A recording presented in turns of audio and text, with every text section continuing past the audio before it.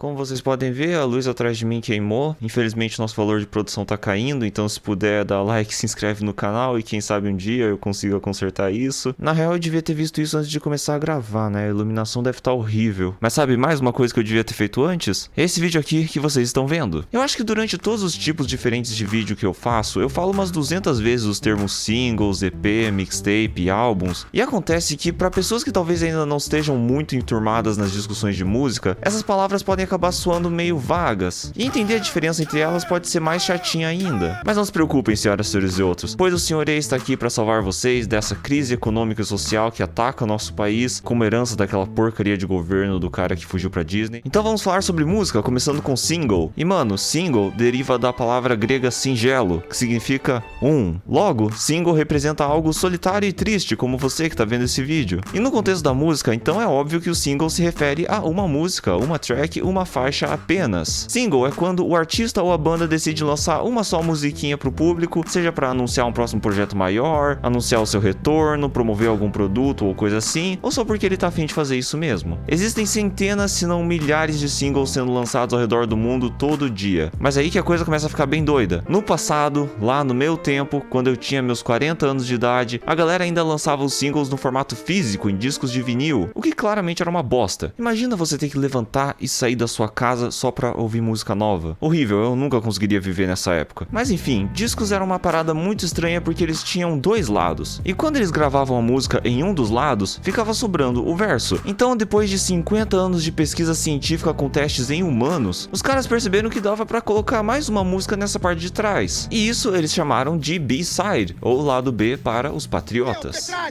Petróleo! Ou seja, uma música extra no single. E você pode estar se questionando, mas senhores, single não é pra ser só um? E sim, meu filhote, você está certo. Mas você precisa entender que eles eram artistas e quebrar os conceitos, revolucionar o status quo, é o trampo deles, tá ligado? E por causa disso, até hoje em dia que não existe mais disco de vinil em nenhum lugar no planeta Terra, ainda assim é bem comum você ver um artista lançando um novo single, mas com várias músicas. Às vezes pode ter duas, às vezes pode ter três, às vezes pode ter quatro, e às vezes pode ter até 239. Não existe exatamente um limite mundialmente reconhecido de quantas músicas pode ter no máximo, mas geralmente não passa de 5. E isso porque quando começa a chegar em 6, 7 músicas, as coisas começam a ficar meio estranhas. Porque com tudo isso de tracks, nem os artistas desconstruídos e diferentes tinham mais a coragem de chamar o bagulho de single. Então nasce o famoso EP, que pra quem não sabe é uma sigla, onde o E representa eu mesmo, o Sr. E, obviamente, e o P que eu não lembro o que representa. Mas de qualquer forma, EP é um projeto maiorzinho. Tem uns nerdolas por aí que dizem que existe um limite fixo de quantas faixas e quanto tempo máximo um EP pode ter, mas no geral são entre 6 ou 9 músicas, beirando uns 30 minutos de duração. E esses negócios podem ser usados de vários jeitos diferentes. Alguns artistas usam EPs como um esquenta para animar a comunidade para o lançamento de um álbum no futuro. Por isso, pegando alguns exemplos como o EP do Magical Mystery Tour dos Beatles ou o Good Vibration dos Beach Boys, você vai encontrar um monte de músicas que depois iriam reaparecer no álbum propriamente dito. Mas que se dane isso, o que realmente é interessante é quando os artistas lançam um EP como uma parada independente mesmo. Eu estou falando de projetos como Jar of Flies do Alice in Chains, um dos EPs mais importantes de todos os tempos, o auto-intitulado do Minor Threat, ou até mesmo toda a discografia dessa banda que é composta por EPs, o Broken do Nine Inch Nails, o Vroom Vroom da Charli XCX, o auto-intitulado do Fugazi, o Melissa do FKA Twigs, o Opiate do Tool, e claro, representando o nosso Brasil lindo, também temos um monte de exemplos como o Gal da Gal Costa, o Só Morto do Jardim Macalé, o Meu Santo é Forte da MC Tá, o Diretoria da Tasha Tracy, e até pegando os exemplos mais famosos, até o Bakushu do Blues e a Juliette tem EPs. Então beleza, você espertinho deve estar achando que agora eu vou falar sobre álbuns, mas calma lá, campeão, porque existe um outro tipo de projeto bem mais recente na indústria que se chama mixtape. Vocês do campo do rap já devem estar familiarizados com isso, mas pra quem não é cria como eu, mixtape é uma outra forma de entregar um conjunto de músicas. Esse tipo de projeto foi bem importante para a história do hip hop, onde muitos rappers iniciantes conseguiram espalhar o seu som por aí através dessas mixtapes gravadas em fitas. E daí você pensa, pô, legal, mas qual a diferença disso para um álbum? E o lance é que nessa época, como muitos desses pequenos artistas não conseguiam autorização de samples ou trechos de outras músicas para colocar nas suas batidas, eles usavam essas fitas para dar aquele jeitinho de desviar da lei. Mas presta atenção, cara, porque ao contrário do que muitos dizem por aí, mixtape não é necessariamente uma coisa mal feita, amadora ou só pior que um álbum. Isso daí é fake news, para de acreditar em tudo que você lê no Zap. Porque como hoje em dia o rap já tá gigante no mundo inteiro, é muito fácil encontrar mixtape mixtapes tão bem trabalhadas e organizadinhas que são praticamente álbuns. Exemplos disso incluem o Monstro do Ex-Military, do Death Grips, o auto-intitulado do Cardi, o If You're Reading This It's Too Late, e assim como outros lançamentos do Drake, o Monster do Future. Fugindo um pouco mais do rap, também tem o Pop 2 da Charli XCX e a trilogia do The Weeknd. E aqui no Brasil temos o Pra Quem Já Mordeu um Cachorro por Comida, do Emicida, as músicas pra Drift, do Young Buddha e vários outros projetos por aí no mundo do trap. Mas agora, mano, chegou a hora. Vamos falar sobre álbuns, a forma suprema de projetos extensos na música. Se EP é uma sigla, álbum é um anagrama para músicas pra caralho. Atualmente, álbuns também são chamados de LP. E isso é complicado porque tecnicamente existe uma diferença entre os dois no quesito de duração e tals, mas sinceramente, galera, ninguém se importa com isso. Então usem tranquilamente os termos como iguais. E existem um monte de tipos e categorias diferentes de álbuns na indústria. Nas discussões sobre música, geralmente as pessoas se referem mais ao que chamamos de álbuns de estúdio, que, como o nome dá a entender, foram gravados, editados e preparados em um estúdio. Isso é em contrapartida aos álbuns gravados ao vivo, muito comuns em gêneros como sertanejo, onde o álbum basicamente só reúne o som de uma apresentação ou show de um artista, cheio de plateia e pessoas gritando, fazendo barulho e enchendo o saco e não deixando a gente ouvir a porcaria da música em paz. Voltando aos álbuns de estúdio, existem também os chamados álbuns duplos, que são projetos tão extensos e longos que no passado vinham com 2 discos e facilmente ultrapassam a marca de 1 hora de duração. Alguns exemplos interessantes disso são o álbum branco dos Beatles, o Electric Ladyland do Hendrix, o Physical Graffiti do Led Zeppelin, o Clube da Esquina do Milton Nascimento com o Lo Borges, o Blonde on Blonde do Bob Dylan e um exemplo mais recente, o Mr. Morale and the Big Steppers do Kendrick Lamar. Um álbum pode ser só um apanhado de músicas que o artista gravou durante um certo período, mas temos também o famoso álbum conceitual, que se refere a quando o artista ou banda resolve montar o LP de uma forma mais complexa. Ou seja, são projetos que muitas vezes têm introdução, interlúdios no meio, finalização, uma ordem específica para ouvir, tudo isso para desenvolver e discutir um conceito, um tema central. Essa é uma das formas mais ousadas e artísticas de lançar um álbum, e por isso temos um monte de exemplos legais para falar. Tem o icônico, lendário Sgt. Pepper dos Beatles, projetos do Pink Floyd como Dark Side of the Moon, Animals e The Wall, o Good Kid, Mad City e o To Pimp a Butterfly, ambos do Kendrick, o Ark Android da Janelle Monáe, o Downward Spiral do Nine Inch Nails, o Rise and Fall of Ziggy Stardust do Bowie, o Lemonade da Beyoncé e o Black Parade do My Chemical Romance, Temple of Shadows do Angra e, claro, Sobrevivendo no Inferno dos Racionais. Álbuns podem ter objetivos mais específicos. Alguns artistas podem lançar LPs inteiros só dedicados para remixes de um outro projeto. É o caso de, por exemplo, o Dawn of Chromatica da Lady Gaga, o Tree of Clues do 100 Gags e o Club Future Nostalgia da Dua Lipa. Álbuns também podem ser relançados com conteúdo extra na forma de álbuns deluxe, versões comemorativas, edição limitada para fãs e outras coisinhas assim. Isso é uma prática extremamente comum no mercado, especialmente para artistas grandes, e eu sinceramente acho isso na maioria das vezes uma coisa escrota, ficar relançando o mesmo projeto com mudanças minúsculas só para tirar dinheiro da sua própria fanbase, mas em alguns casos raros, álbuns deluxe podem adicionar tanto conteúdo novo que se tornam praticamente um novo LP, como é o caso do Fame Monster da Lady Gaga, que na verdade é uma expansão do The Fame, mas para os fãs dela é basicamente uma entidade nova e independente. Uma outra forma de relançamento é o famoso álbum de compilação, que é literalmente só um bagulho que junta as músicas mais famosas de um artista ou banda que já foram lançadas em outros álbuns no passado. E olha, galera, sendo bem sincero, salvo algumas exceções, esse tipo de álbum não é muito discutido. Tipo, por exemplo, quando perguntam,